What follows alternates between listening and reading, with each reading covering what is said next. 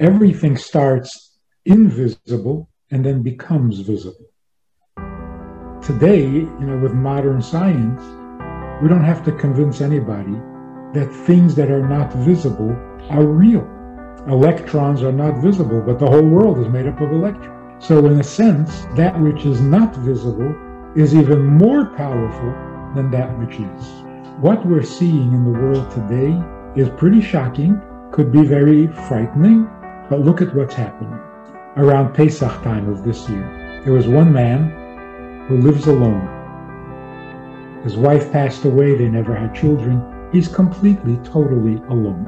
So the night of the Seder, he's sitting in his apartment, and it dawns on him that it's Pesach.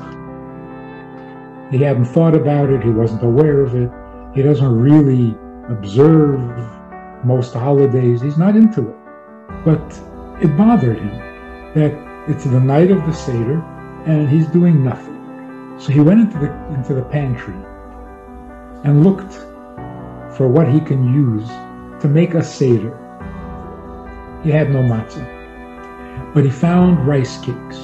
Good enough. He took 3 rice cakes and some wine that he had in the house, probably not kosher. And he dug out his grandmother's Haggadah. And he followed the instructions as best as he could. He had never made a Seder in his life. After Yontif, he calls me. He says, I decided to make a Seder, and I was expecting to feel nothing, but I was surprised. It felt significant, like somebody was listening. So I've been thinking about that, and I was wondering, what would my very religious friends say if I told them about this Seder? They would say it was a shanda, it was blasphemous, making a joke of the Seder, rice cakes. If he made a blessing on it, it was a blessing made in vain. They're not matzahs. And the wine, the 4 cups, non-kosher wine, he should never have done that. Now if I would ask my secular friends would probably say, he really didn't have to bother.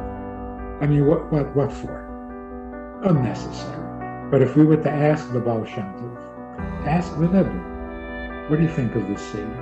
I'm sure the Rebbe would say, of all the Seders, that one brought God to tears.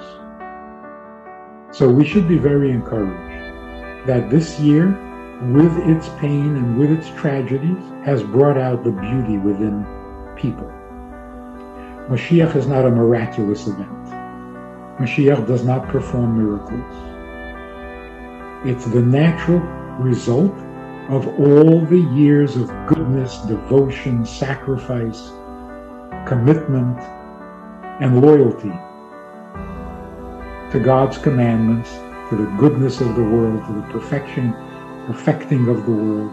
Now it's time to see the results. The virus that we're suffering from, how tiny is that? How tiny is that? And yet, look at what it's doing to us, which gives us a lot of encouragement.